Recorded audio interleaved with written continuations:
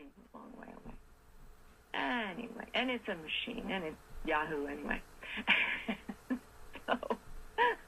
So Yahoo. Here we go. Yeah. Bože blagoslovi Ameriku.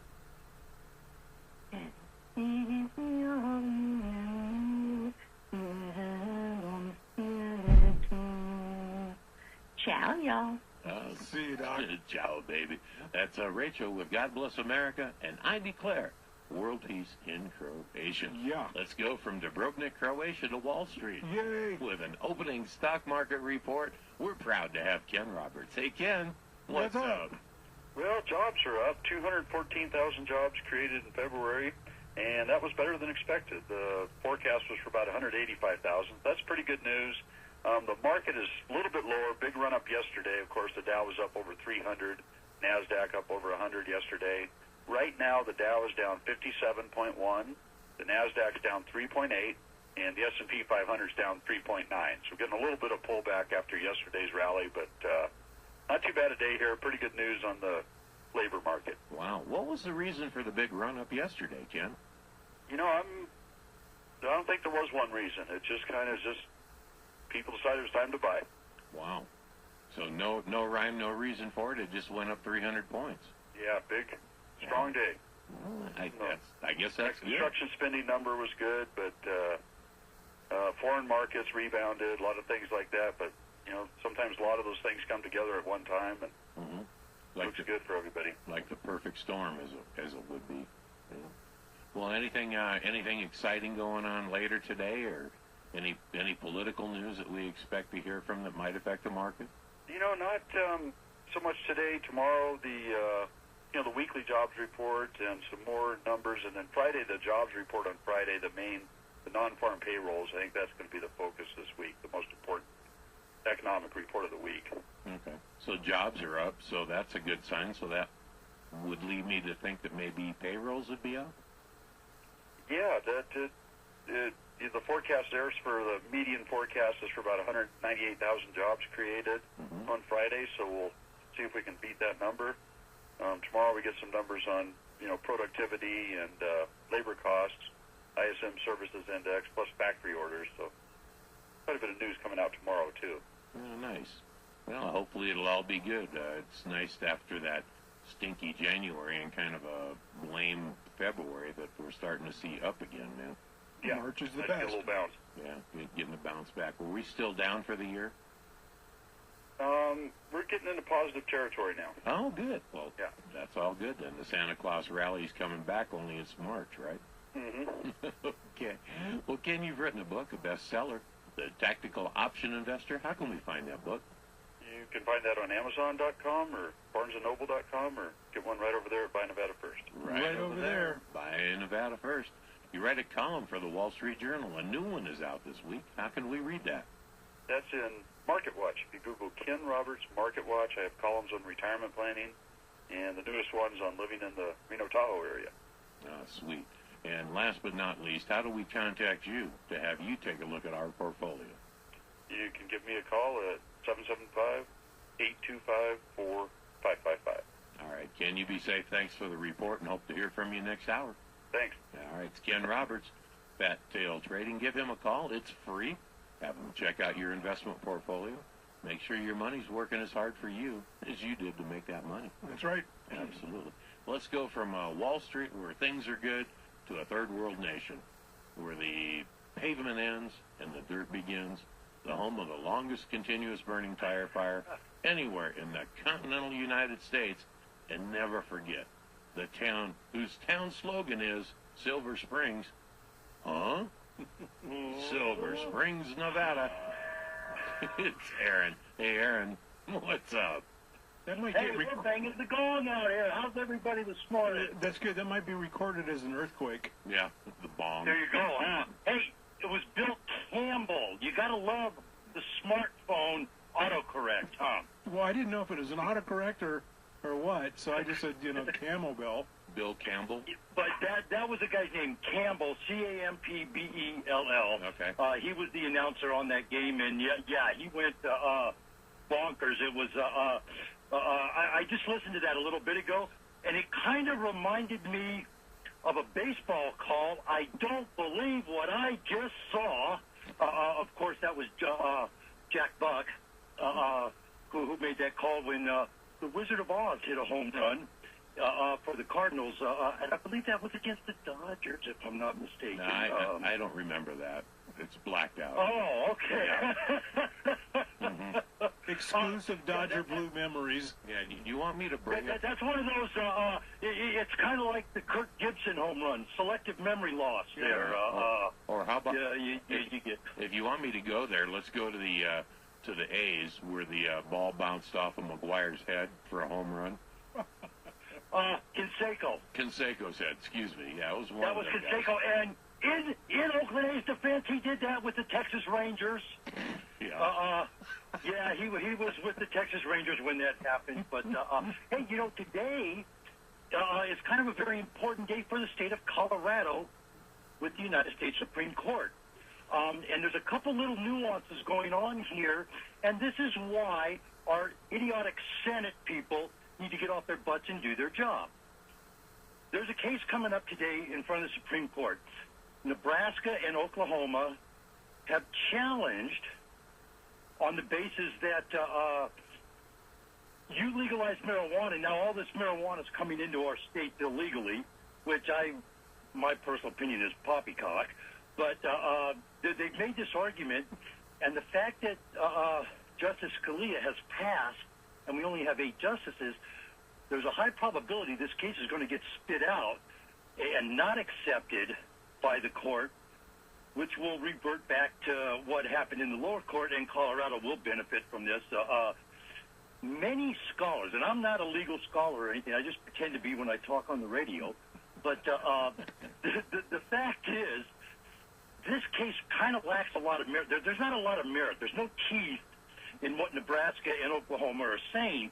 However, this would be a case that Justice Scalia probably would have sided with Nebraska and Oklahoma on, and therefore the court probably would have had accepted this case.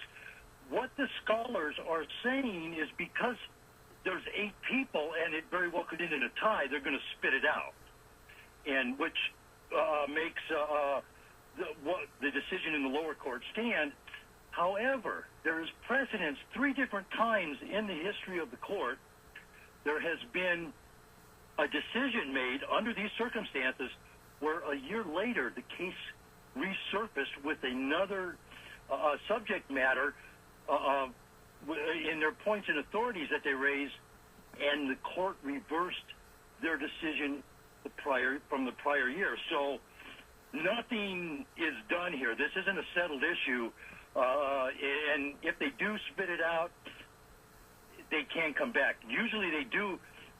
Under these circumstances, the court will deny something, and they'll put that without prejudice, which means you can come back in and revisit. You can raise the issue again later down the road. If they dismiss it with prejudice, the lower court decision stands, and that's the law for now. Well, it's kind of, we're in a unique time frame here in this country. The legislative branch of government's totally broke. Absolutely, totally broke. Completely. Nothing's working. Completely. The legislative branch of government is deadlocked. There's nothing that can be done there. It's a 4-4 tie for every issue. And the executive branch is up for change. I mean, we're looking at a period in our country where if the states ever wanted to actually take states' rights issues and do things, I mean, the federal courts can't reverse anything. They can't do anything at the Supreme Court level because they won't hear anything, or it'll come back 4-4. It's time for the states now to stand on their own and do some things. I mean, what are you going to do? You're going to go to a federal judge. It'll like in Colorado, it got heard a certain way, got appealed to the Supreme Court. The Supreme Court won't decide on it. They won't do anything. I mean, we're kind of a rudderless ship right now. Nothing's getting done in Congress. Nothing's getting done at the Supreme Court. Well, but it is. It's a rudderless ship. We have no direction whatsoever, and anyone that tries to do anything gets slapped down. And quite frankly, that's why Donald Trump is doing so well. I mean, he appeals to that, and I kind of do too. I mean, I don't hate Donald Trump because he's running for president. I just don't think he'd be a very good president. I love the guy for what he's brought. You know what? On the Donald Trump thing, I mean, people like Rosie O'Donnell, Al Sharpton, Whoopi Goldberg, they're all saying they're going to leave if he gets elected. Please elect this man right now. Oh, yeah, especially Al Sharpton. Holy cow. Yeah, but Holy Toledo. They won't. What did Papa John, the owner of Papa John's Pizza, if Obama gets elected for a second term, I'll have to shut all my pizza places down because I can't make a profit and I can't make any money. But now he can afford to pay Peyton Manning. He pays Peyton Manning millions, Joe Montana millions, J.J. Watt millions. I mean, come on. I'm tired of hearing that kind of stuff. I know that. I don't know that if these people feel that their celebrity, when they say something like that, will help influence elections. But I don't know. When I see people like that say, "I'll leave the country" or "Go," you know what? Please, why wait for an election? Leave now. Do it now. That's how Yeah. you feel. Just get out of Dodge. To me, that's as bad as what McConnell is doing on the Supreme Court. They're disrespecting America. And oh, by the way, our First Amendment has given them that right to say that. Yeah, and people have fought and died for that. I mean, we've got veterans. We've got 200-plus years of history, almost 250 now. People have fought and died to keep this country great. And I take offense when anyone says that this isn't the greatest country on earth. We never stop being great. Stop saying that we're not great because you, the politicians, can't seem to get it right. The people of this country, this is the greatest country. They will take it back and do whatever it takes to keep it great. But don't ever say it's not the greatest country in this world, because it certainly is. That's true. That is true. And I just don't understand how.